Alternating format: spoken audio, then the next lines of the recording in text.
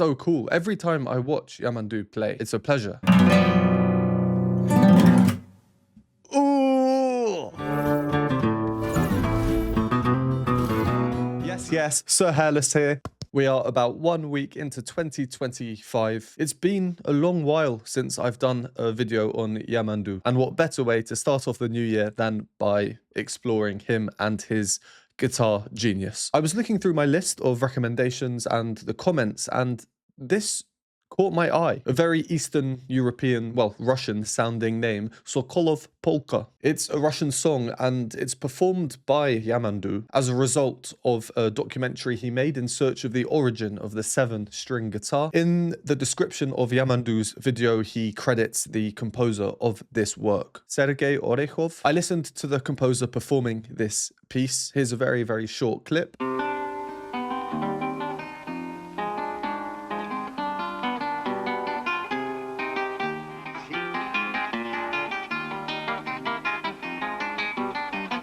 It's safe to say I love it. If you want to watch that, I'll include the link to that video in the description below, and of course the link to Yamandu's video. Yeah, I loved the original song, truly. There's something about classical guitar that just enraptures me. So without further ado, let's get into this one and see what Yamandu does with it.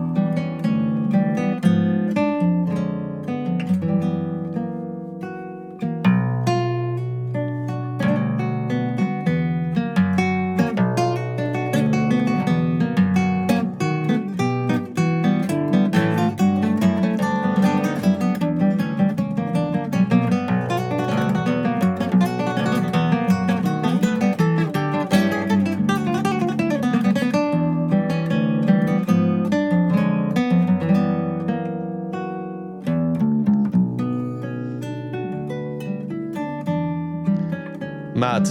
It's nuts. His finger positioning.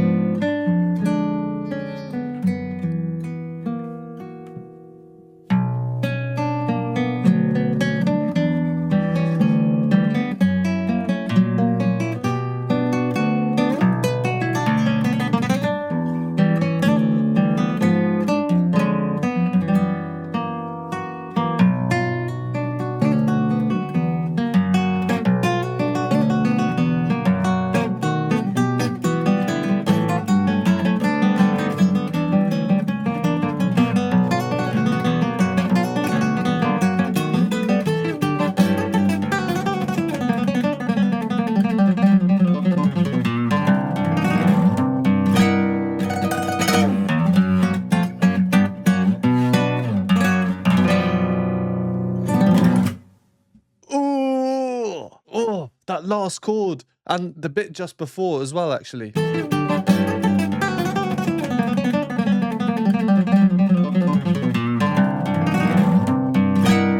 I was planning on saying how harmonically he stayed true to the original song. And by that I mean the chords that he's using, essentially the notes that make up each chord with each chord change are the same as the original song. We're not getting all these crazy extra modern jazzy or funky or dissonant harmonies as we might think of them until the very end, just here.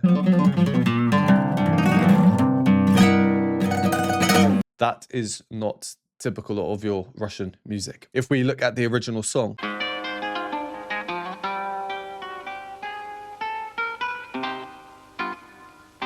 at the end there, well, I really loved that. So cool. Every time I watch Yamandu play, it's just a pleasure. It's a pleasure.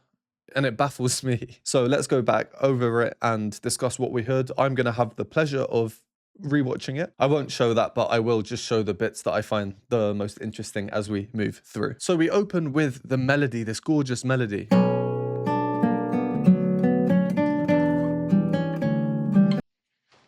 That melody in itself, if we just listen to the notes that are played,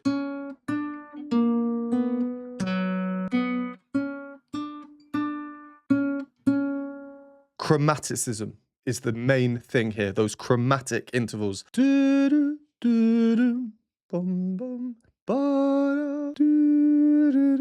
just in case you're not sure what chromatic is, it's just two notes that are right next to each other. So then the melody continues not chromatically, and then chromatic again. The previous times I've seen Yamandu play and I've done videos on them, please check them all out if you haven't seen them in my Yamandu playlist card up here. I've not done that many, I've only done 5 other videos. Chromaticism has always been a huge part, but the music culturally is very, very different, and we can hear that based on the harmonies and the kind of funky chords. This song harmonically tends to be a bit more standard, a bit more, I'm not going to say simple because it's not simple, but the chords, the notes contained within each chord, they're easier to define. And I think that's necessary for a polka. This is a polka after all. And what is a polka? Well, it's a Bohemian 19th century dance, very lively in 2/4 time, 1 2 1 2, and apparently traditionally, I've just had a quick look here, it's characterized by 3 quick steps and a hop. Maybe that's a 1 2 3 hop, 1 2 3 shut. And it says the polka is popular in the Americas, so whether or not that extends to South America, I don't know. If you are watching this and you're from South America, let me know if it's a popular thing. If it is, Yamandu would definitely be well aware of polka music, and that's probably one of the reasons why he's chosen to do this song. Based on the description of the polka, I was curious because this doesn't sound like a polka typically. You can't really imagine couples dancing to this. It's not very lively. To me, this music, it's, well, quite sad.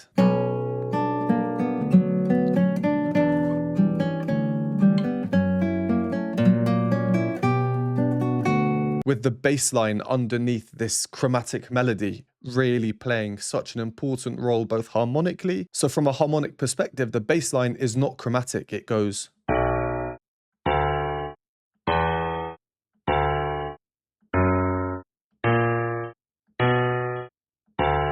The only chromatic bit was these 2 notes.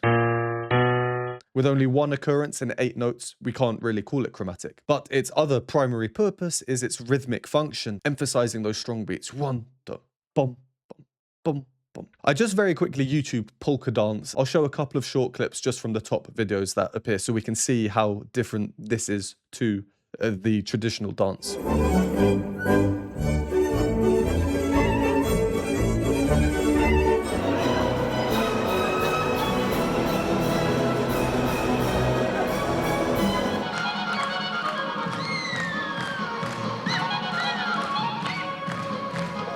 So yeah, we can see they do seem much more lively, and I often say happy music doesn't quite hit me emotionally as much as sadder, more solemn music. They are completely different, but I feel like there's more emotional capacity or emotional extremity when it comes to sadder music. So this here,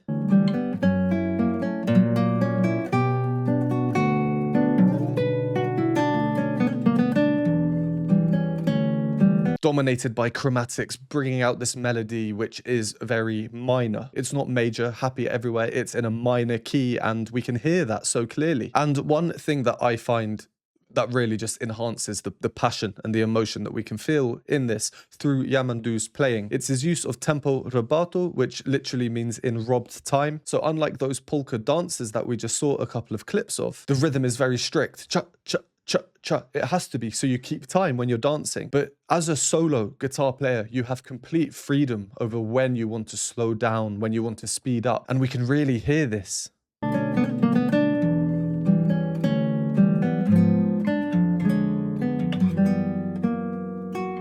At the start of that phrase I just played, the bass part seemed a tiny bit lagging, just a bit slow. But then in the second half, it was almost a bit rushed, like it had somewhere to be. And if we were to time the delay or how quickly a note comes in milliseconds, the numbers wouldn't be too big, I'm pretty sure. But hearing it, we can tell even the smallest of these rhythmic changes, and they really can make all the difference, I think, in the emotion that's conveyed through the performance. After that phrase, I think we have a descending bass,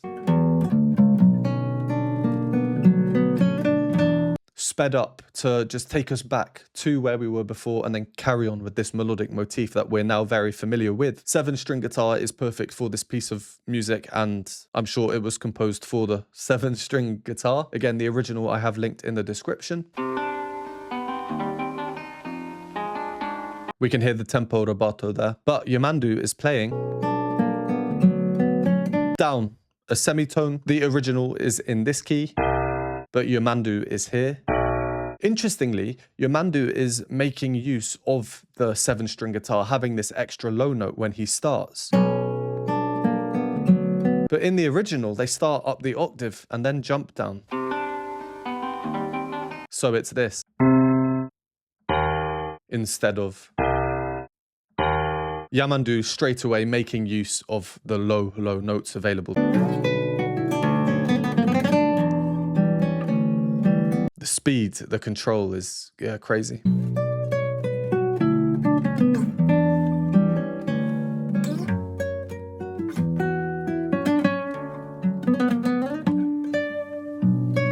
That phrase alone, it might sound quite simple, but there's so much, so much in there. We've got the rhythmic freedom. We've got the melodic ideas expressed differently in the lower half of the guitar than in the upper half. He's adding in some of those virtuosic quick notes that he, of anyone who can play guitar in the world, is so capable of, but whilst staying true to the calmness almost. I'm going to use the word solemnness of the song in its true fundamental essence. He even sneaks in some harmonics, which is where you don't fully press down the fret, so the string kind of resonates in harmonics. You hear that note that sounds a bit muffled. So all of this solemnness and calmness makes the quick bit all the more exciting. And also just Yamandu is playing with his eyes shut for the vast majority of this performance. True emotion and a testament to how capable he is, I guess, not even needing to look at the madness that he's creating on this fretboard here.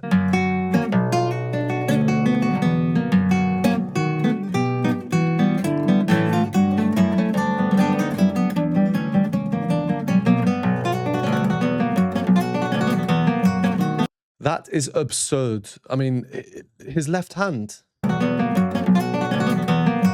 He makes it look slow somehow. It's not, it's very quick. So fun. It reminds me of a Hungarian Rhapsody or something. And this section ends with a virtuosic run. We're thinking, oh, it's going to keep going.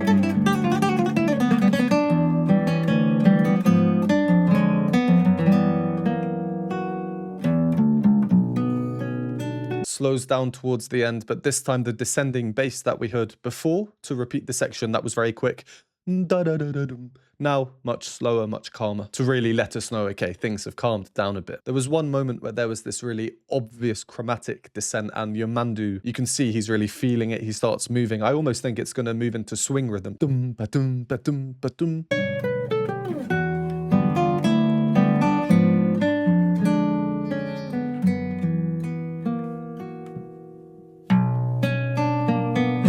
But then this gorgeous melody repeats. And I don't have too much more to say. It's a lot of the same musical ideas, but this is one of those pieces of music where we become so familiar with it. The main melodic idea is repeated how many times here, I'm not sure, but it's a lot. And every time we hear it again, we know what's coming, we're comfortable with it. And for that reason, I'm just going to play again the last 30 seconds or so, because that's where we move away from what we've been hearing the whole time. And I just want to watch it again, so you will be doing it with me.